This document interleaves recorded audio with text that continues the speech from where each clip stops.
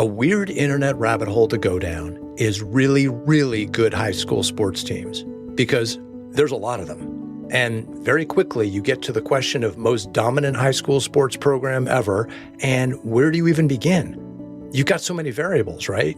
Boys, girls, which sport, which state, which era. But as you click around, you learn about some incredible programs, like the Carmel, Indiana girls swim team, who won their 39th straight Indiana title last year. That is a really, really good swim team. But then just in swimming, you got to talk about the Bulls Bulldogs down in Jacksonville, Florida. They've had a swimmer at every Olympics since 1972. Their girls team just won their 35th consecutive state title and 39th overall, while the boys are on 38 straight and 47 overall. I lived in Baltimore County for a few years, and the McDonough girls lacrosse team won 12 state championships between 2005 and 2019, including 10 in a row. They went on a 198-game win streak that had the USA Today calling the Eagles, quote, the most unbeatable team in high school sports history, end quote. The De La Salle Spartans up in Concord, California are a legendary football program. They had a record 151-game winning streak from 1992 to 2004 and have 7 national championships. Let's shout out Xavier College Prep in Phoenix, Arizona, an all-girls school whose golf team has won 38 state titles since 1980. Credit to Vice Principal and Athletic Director Sister Lynn, who was a head golf coach for 37 of those titles. Since arriving Xavier in 1974, the 81-year-old nun has created an athletic powerhouse, resulting in a national record of 158 titles in 11 sports. That's all really impressive. But looking at sports played by the largest and most diverse cross-section of people across the longest time span, one stat jumps out.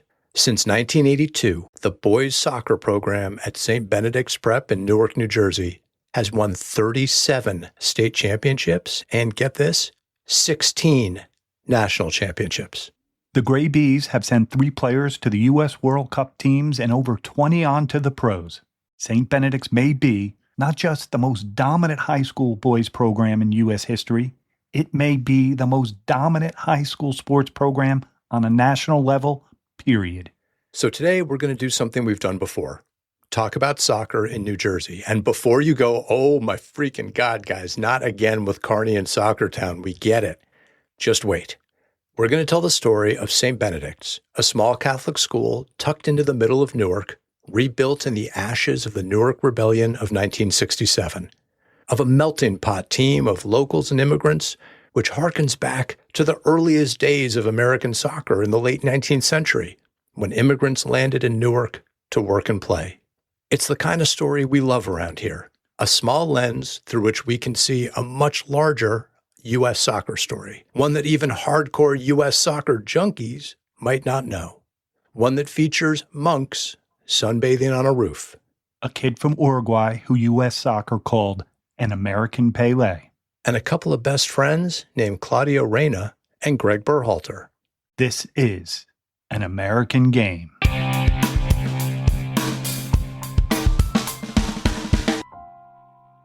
Look, we love all our episodes equally, but this one is extra personal. And I know we said that about our goalkeepers episode, Lone Eagles, but, well, Tom?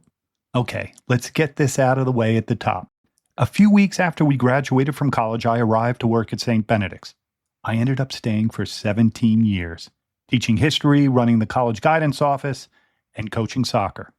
While it's not perfect, no school is, it's a special place. And when I did my graduate work, I told the history of the school in my dissertation.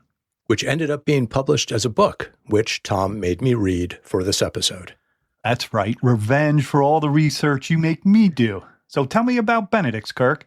St. Benedict's Prep, located in Newark, New Jersey, is a land of contrasts. You didn't read my book. Of course I did. It was just so packed with interesting information, I don't know where to start. Where would you start?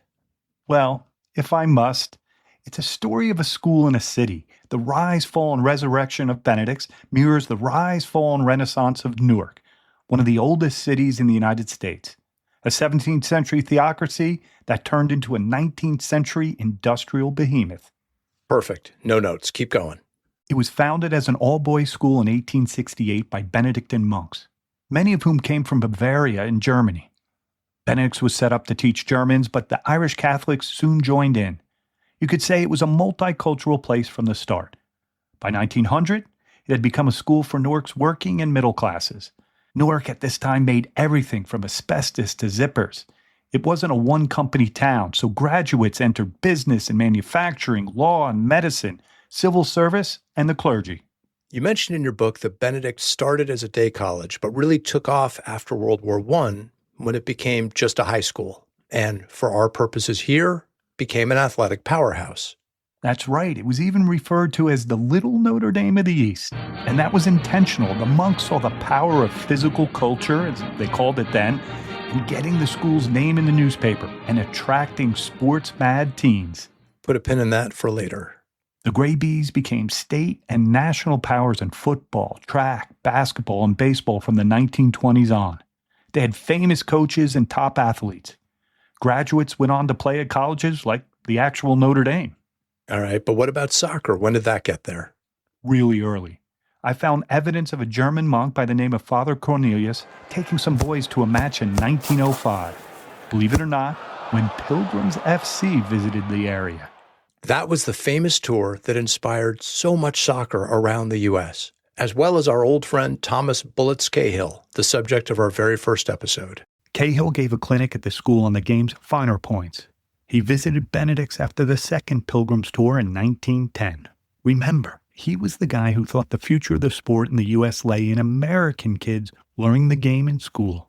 That was a model he'd seen in the parish school teams in his native St. Louis. And some guys that we played with, shout out to Chris Reuter and Tim Young, came up in that same system in St. Louis 100 years later. There were only intramural games at Benedict's in the early 1900s. The first organized team formed in 1922. There's an old photograph of that team in front of the school. The guys are long gone, but the buildings are still there today. From the 20s to the 30s, St. Benedict's played the powerhouse teams of that era. High schools like Kearney, Harrison, Patterson, and Trenton. And Benedict's chugged along. Good, not great, no state titles. And then in 1937, the sport was discontinued. Which wasn't uncommon for the time. The Great Depression, combined with the anti-immigrant isolationism of the 1930s, put a real dent in soccer's popularity. We've talked before about how it was the beginning of the Dark Age, the bleak second chapter of U.S. soccer history. So, who turned off the lights at Benedict's? Joe Kasperger, one of the most famous coaches in the school's history. He coached football and baseball, and he didn't want to share the field. And as athletic director, Joe K. could do that. The coach at the time was John Ford, the caretaker of the field and a member of the janitorial staff. Ford grew up in Kearney, not a surprise, and played in the AFA and U.S. Open Cups with his brother James. Jimbo Ford was selected by Tom Cahill to go on the trip to Sweden that resulted in the U.S. men's national team's first official matches in 1916. John went off to war and played for, and even coached an Army team. He was gassed in France and couldn't play afterwards, but he could still coach. So there was a 30-year period where there was no soccer at all at the school, but it did reappear in the late 1960s. But if you're writing the history of St. Benedict's, which Tom did, the return of the soccer team is not the headline of that era, when the city was engulfed by what has been called the Newark riots of 1967. So you did read the book. Good for you, Kirk. And we hear this term riot all the time, even in my book, even now. But historians have come to call these events various things: rebellion, resurrection, and riot. I'll refer us to my mentor, the great Dr. Clement Alexander Price. He called it, quote, Newark's Summer of Discontent, end quote. We spent a lot of time on this in my course that I taught at Rutgers, The History of the City. There were long and short-term causes of that turbulent summer. One of the longer ones is connected to the Great Migration, the movement of African Americans out of the American South beginning around 1910. Lots of folks from Georgia and the Carolinas came north and settled in places like Newark. And as their numbers grew, they were forced to live in certain neighborhoods. As you'd imagine, the oldest ones with the worst housing. Also, they were generally last hired, first fired. Plus, there was everyday racism and repeated cases of police brutality. But despite all that, they were able to create a real sense of community in Newark. Strong institutions, black-run businesses. Similar patterns played out across the country, and whites weren't idle either. At first, they actively resisted these new arrivals, especially Catholics who were entrenched in certain neighborhoods with their national churches and parish schools. But they started to leave for the suburbs, along with Jews and Protestants who benefited from government-backed loans and mortgages, the infamous white flight that contributed to the suburban soccer boom. So by 1966, it was reported that half the population of Newark was African American. The mayor at the time was an Italian-American son of the city's northern section who'd played football at Benedict's. That's good old Hugh Adonisio. He was a congressman before becoming mayor, and someone asked him why he'd leave Washington, D.C. for Newark, swapping Capitol Hill for City Hall. Adonisio replied, "'Cause you can make $1 million as the mayor of Newark." Right. Another factor in Newark's decline was government corruption. And then, in the summer of '67, a series of events set the city off. A black neighborhood was going to get bulldozed to make way for a state medical center. A qualified black applicant was passed over for one of Adonisio's cronies for a Board of Education appointment. And on a hot July day, a black cab driver by the name of John Smith was pulled over and beaten by police. Locals gathered outside the 4th Precinct in the Central Ward to protest. There were rumors Smith had been killed. A few people threw Molotov cocktails, and a night of looting kicked off. The unrest would continue for days. Fires burned around the city, and at St. Benedict's, the monks, who enjoyed going up to the roof to sunbathe, see, told you there'd be sunbathing monks, now had a view of smoke, sirens, and a city tearing itself apart. The abbot told his guys to get off the roof and out of sight of trigger-happy state troopers and National Guardsmen. By the end of that week, 26 people were dead. More than 1,000 were injured, and more than $10 million worth of property was damaged. One news magazine called Newark the worst city in America, and the white flight picked up speed. This obviously impacted St. Benedict's. By 1972, the school graduated 144 seniors, but only 50 freshmen had registered for the upcoming year. For decades, the monks never had trouble attracting students, but now enrollment was plummeting, and they were losing money. Some blamed changes in the city and the church for the reversal of fortune. Within the monastic community, a bitter ideological schism pitted one group of monks against another. It was a fratricidal war, the battle of the brothers. Some monks did not see the future in this city, while others saw it as a place to radically live out their vocations. One of those other brothers was Father Edwin Leahy, who had just been ordained and had been a student, then teacher at Benedict's. Unable to achieve compromise, the school closed on Ash Wednesday, 1972. 16 Newark monks left for the suburban oasis of the Delbarton School in Morristown. And that stung, right? Oh yeah, because Delbarton had been founded by the Newark monks. The order had bought property, a 4,000-acre estate that had fallen into disrepair. They acquired 400 of those acres for $150,000 in 1925. The abbey was looking for a retreat for the Newark monks, as well as a place to start a boarding school, and it was a pretty good deal.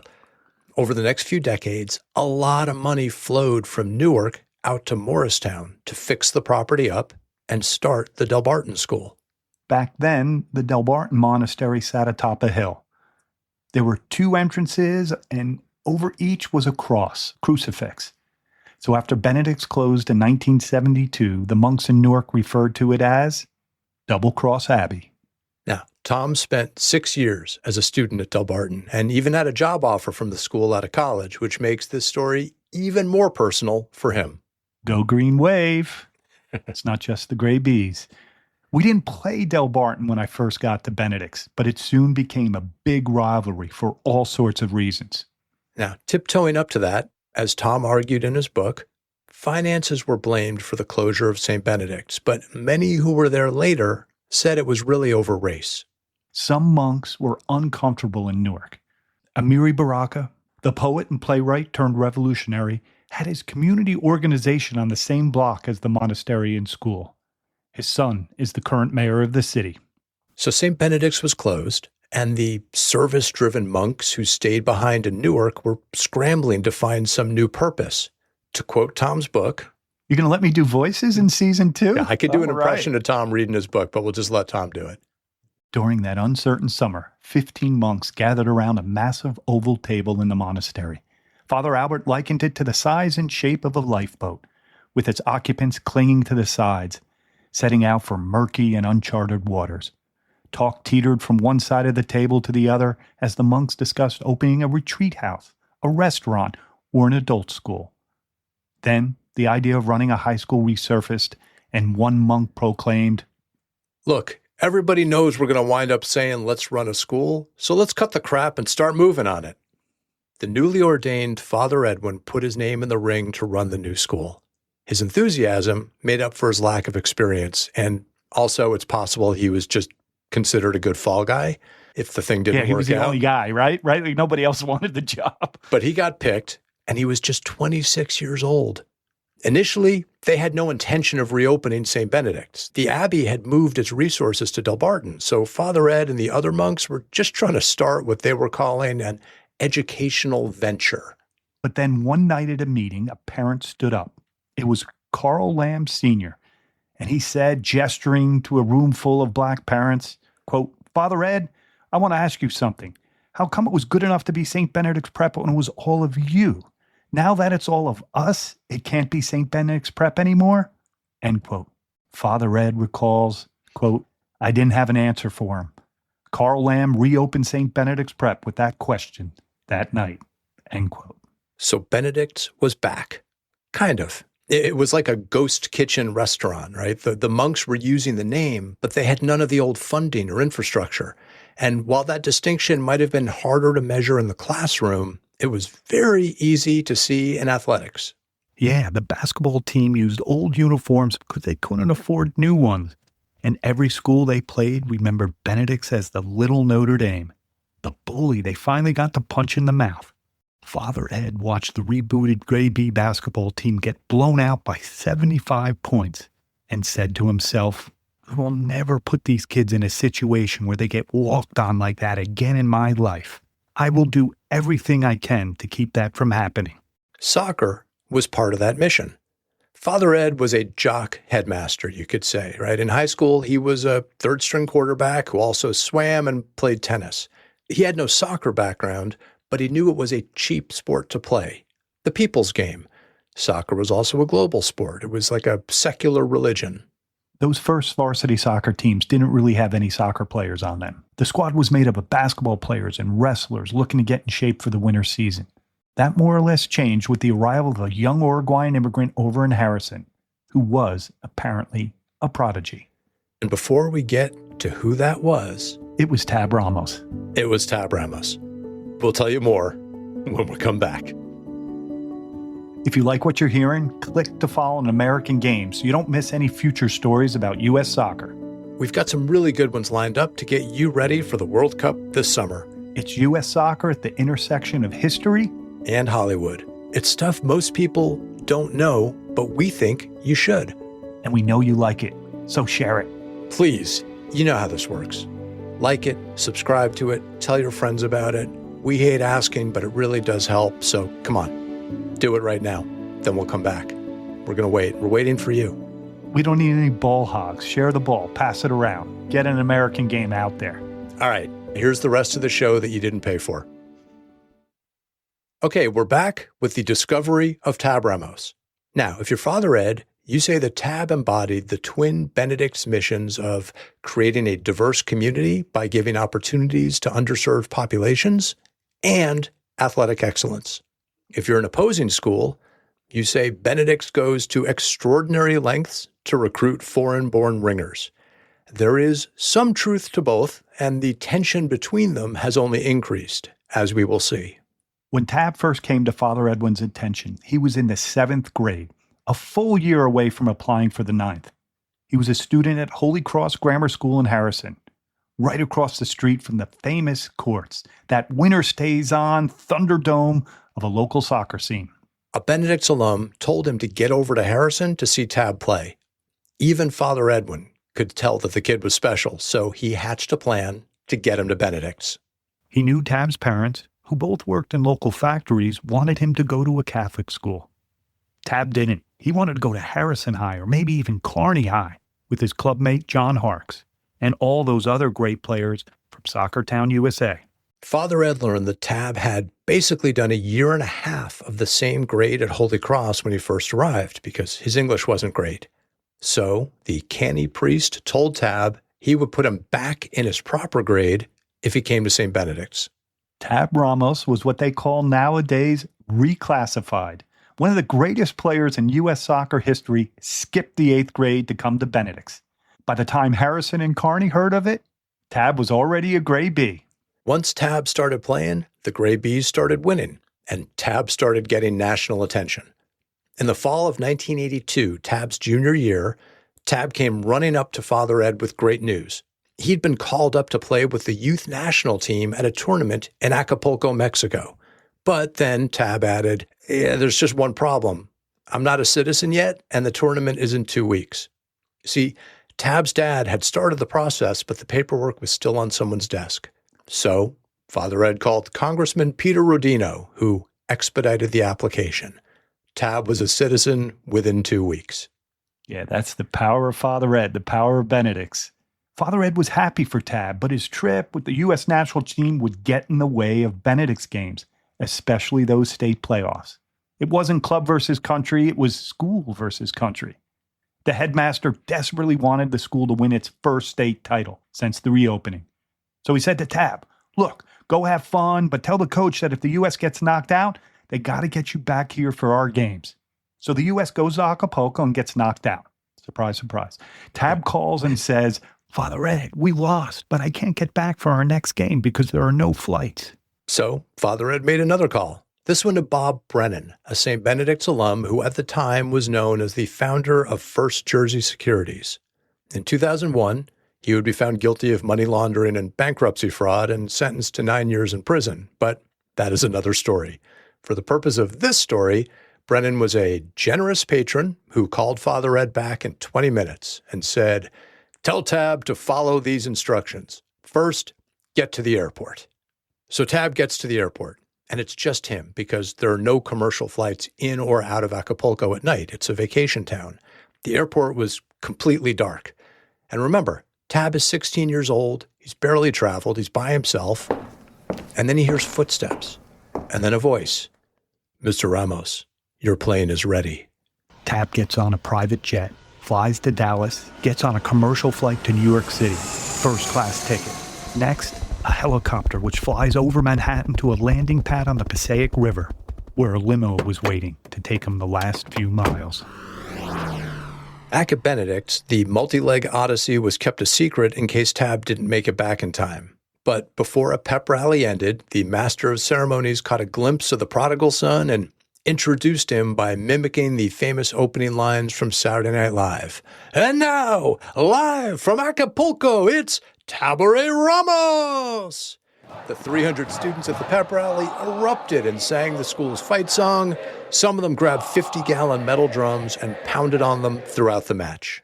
Tab went on to score 5 goals and assist on 4 others, including his 100th goal in a 10-0 victory. He later reflected on that day. As many clubs as I've played for in my career, I played for Real Betis in Spain, I played in Mexico for a really big club, and then the national team. I've never had anybody treat me like Benedict's treated me that day. The Gray Bees went on to win that state title in 1982, but couldn't repeat in Tab's senior year. He scored 162 goals in his high school career and claims he would have scored more if the school's crossbars hadn't been old and bent. In a press release, someone at U.S. Soccer asked if Tab would become the American Pelé. Which was absurd, but on brand for U.S. Soccer. I mean, Tab hated it. He just wanted to go pro. So in the months before Tab graduated, in June 1984, he was training with the New York Cosmos at Giant Stadium. But it was clear the NASL was going to fold, so it was decided he should go to college. Before Tab left for NC State, he did his alma mater a solid, though. He went with Father Ed to watch a local club team play and eavesdrop on the coach. That coach was Rick Jacobs, who was making a name for himself in youth soccer. Rick had played soccer at Milburn High and then at Bowling Green in Ohio. He was an athletics good salesman by day, youth coach by night, and of course on the weekends, echoes of Tom Cahill. And after listening to him manage a game, Tab told Father Ed that Rick knew what he was talking about.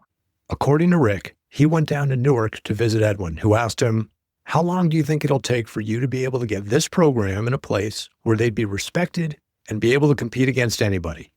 Rick said, "We can win a state championship in 2 or 3 years." Edwin loved his ambition, but said, "I need you to stay longer. The kids that you're going to be working with here have adults coming in and out of their lives every day, whose families are fractured in so many ways. I need you to commit to a length of time." Back in Milburn, folks thought he was crazy for taking the job at Benedict. After all, he was a young Jewish guy who had spent more time in the burbs than the big bad city. But Rick had a vision for what he later called melting pot soccer. And Alexi Lawless, if you're listening, listen carefully to this part. Quote, "If we're not careful, our greatest strength could become our greatest weakness, and that's our diversity." End quote. Rick would take the city kids, the recently arrived immigrants, the boys from the burbs to mold an unbeatable team. He also had a sign made up in the late 1980s, "Our family versus their team." Jacobs committed for more than 2 or 3 years, staying for 25, and he created a culture that became a foundation of the program. Rick became famous for team-building strategies, and that began with that very first team meeting back in 1985. Rick said to his players, quote, "We have 20 games this year. You were like, 6-13 last year? I'm going to go around the room, each guy tell me what you think our record will be, and I'll write it on the blackboard," end quote. The best anyone came up with was 12-8. One kid said 5-15, and Rick threw his chalk at him. Then he erased the entire board and wrote 20-0 and asked, "Why is that not possible? We're 20-0 till we lose a game." Father Ed knew right then that he'd picked the right guy. And from then on, 20-0 became the expectation at St. Benedict's. Now, signs painted on the wall of the locker room don't win you games. Neither do team rituals, but they can help build a winning culture. Rick had the team walk onto the field with military precision and do a tightly synchronized warm-up before every game. He believed it created an aura that his team would psychologically be up a goal before the game even started. And as the team started winning, that aura got stronger. Like other great coaches, he'd borrow from a wide range of leaders like Phil Jackson of the Chicago Bulls and even one of his soccer heroes, Sir Alex Ferguson. Here's a team-building exercise that still lives on today. Each preseason, there is the tennis ball meeting. Every player gets a new tennis ball and a black marker to write a few words on it. Something meaningful, inspirational. He has to carry that ball with him everywhere. And at that meeting, he has to reveal one of those words and tell people why he wrote it. It's an intense meeting. Kids feel vulnerable. Some even break down. It's one of the things that bonds them as brothers. Now look, some people rolled their eyes at the warm-up routines or tennis balls, but they worked. As Rick Jacobs said, quote, 30% of coaching is tactics, 70% social competence, unquote. Oh, wait, that was actually current German national team coach Julian Nagelsmann. That's really good. I mean, I coached with Rick for 17 years, and he was a socially competent guy. He was a master team builder, man manager, like Sir Alex, with a healthy dose of Father Ed thrown in. Anyway, Rick was also blessed with great players from the late 1980s through to the early 2000s. In 1989, the team finished number 2 in the national rankings, 22-0, but a New York team finished on top.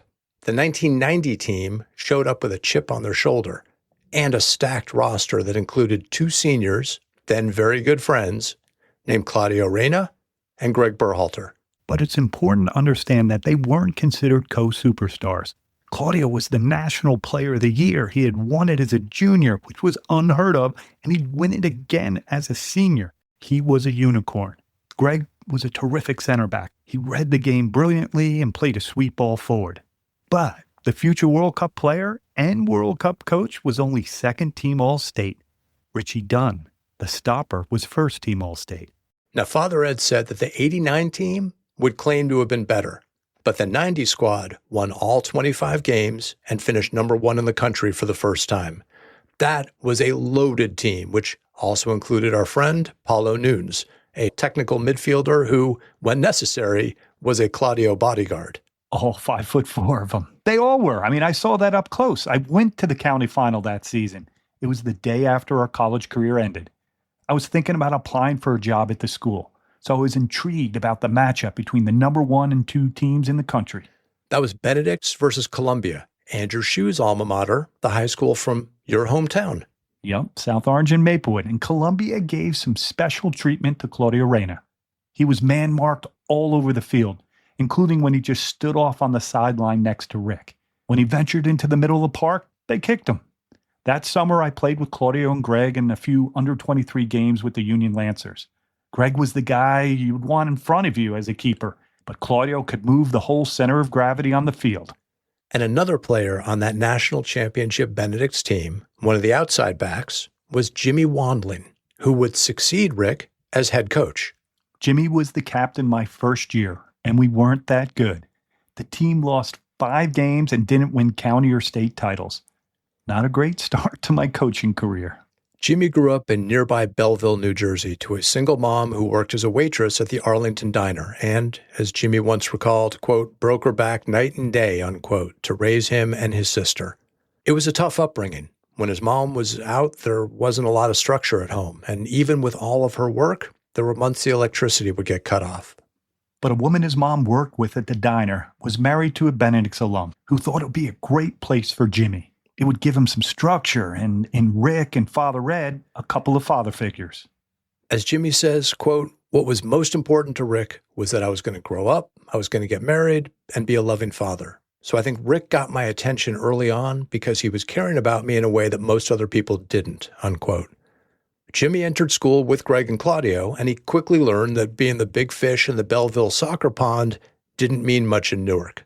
But he was driven, and he worked hard, and by his senior year, he was captain.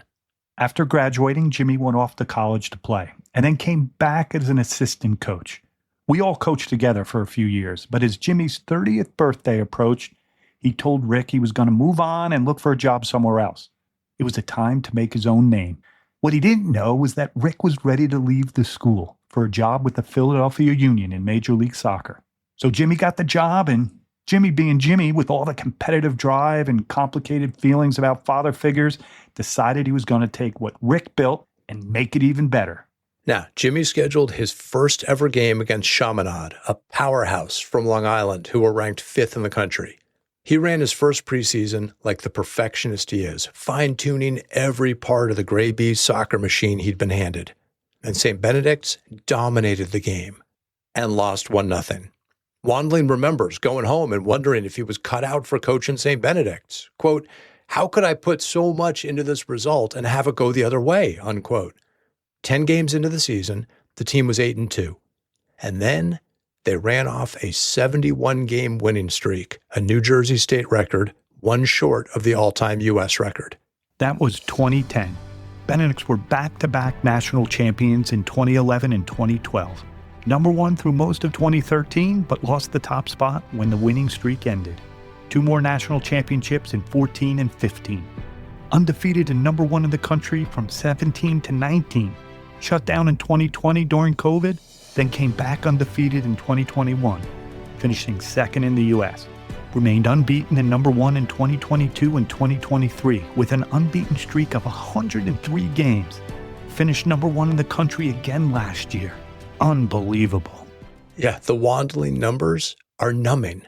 Over 15 years, that's a record of 185, 4-2, along with 10 national championships. He's become a father figure of his own to his own generations of players, including his son, Baden, who captained the team before going to play college soccer in 2025. So now we're at 40 years of dominance, not just in Newark, not just in New Jersey, but national dominance across 2 coaches in one of the most popular high school sports. And as Father Ed says, when you're losing, you have to talk about yourself. When you're winning, everybody else will talk about you. And a lot of people talk about Benedict soccer, and not everyone is a fan. Critics point to the international recruiting as something unfair, getting ringers from West Africa to beat up on the local Jersey boys. Before that, it was an exchange program with the Tawichi Academy in Santa Cruz, Bolivia. Father Ed points out that when kids from South America, the Caribbean, or West Africa come to the school, whether it's for soccer or just as students, they make a connection with the local Latin and African American students, whether it's in a class, over a meal, during a community service project. This is just classic American melting pot stuff. But there's also a dark side to the classic American stuff. Those foreign students can become lightning rods for good old American nativism, xenophobia, racism. Since at least the early 90s, when I coached at the school, opposing fans at games, usually students, but not always, are waving the American flag, chanting USA, USA. We talked about it with our players. It bothered them for sure, but we tried to use it as motivation. It was hard, but it was our family versus their team. In the last few years, that has only escalated. Opposing fans have regularly made monkey noises at Black St. Benedict's players. We're not going to name the schools here, but we will name one of the players who was targeted by that racism. A soft-spoken Ghanaian student-athlete named Ransford Jean, who followed in Claudio Reyna's footsteps, winning Gatorade Player of the Year in 2023 and 2024. He went on to play 2 years at Clemson before being drafted by NYCFC in the MLS Super Draft this year, though he has decided to return to Clemson for another year. But back when he was wearing the number 10 at Benedict's, when students from opposing schools were wrapping themselves in American flags and waving green cards at him, and worse, Ransford was also a 4.0 student who was volunteering at the local food pantry. It all too often seems to be American Theme Day when the team rolls into town. A very specific slice of America. But some of the ugliness has become a springboard for growth, or as Father Ed puts it, understanding the struggles of the other. After the rivalry with a Delaware prep school had gotten particularly nasty, their headmaster reached out to Father Ed and said, look, we need to do something about this. And now, every time they play, the teams have a meal together afterwards, and there are student exchange projects throughout the year. Which is what soccer has always been for me and Kirk, and probably most of you listening. A connector, a builder, people from all over and all sorts of backgrounds coming together to form one family. Maybe a pickup game or watching a game in a bar. Which could be the ultimate lesson we take from a tiny school just outside downtown Newark. St. Benedict's Prep is about resilience, whether it's bouncing back from a bad grade, a loss in a sporting event, or a tough family situation.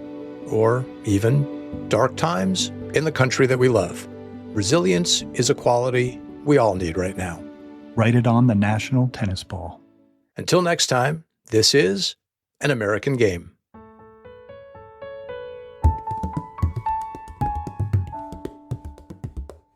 This episode of An American Game is a production of Soccertown Media and was written by me, Kirk Rudell. And me, Tom McCabe. If you want to hear more about any of my thoughts on soccer, Hollywood, or whatever I happen to be annoyed by, and that list is growing, you can find me on Blue Sky. As for me, Kirk still has me in the archives digging up the next story, and on the Soccertown Media Instagram. An American Game is a team effort. Our consulting producers are Matthew Nelson and Larry Garrity. Our original theme music was composed by our original old friend and former teammate, the multi-talented, multi-hyphenate, Patrick White. Thanks to you for listening. Yeah, you're also part of the team. Remember that thing from the halfway point there? You're part of this. So if you like what you heard, please subscribe, rate, review, tell a friend. We'll see you next time on An American Game.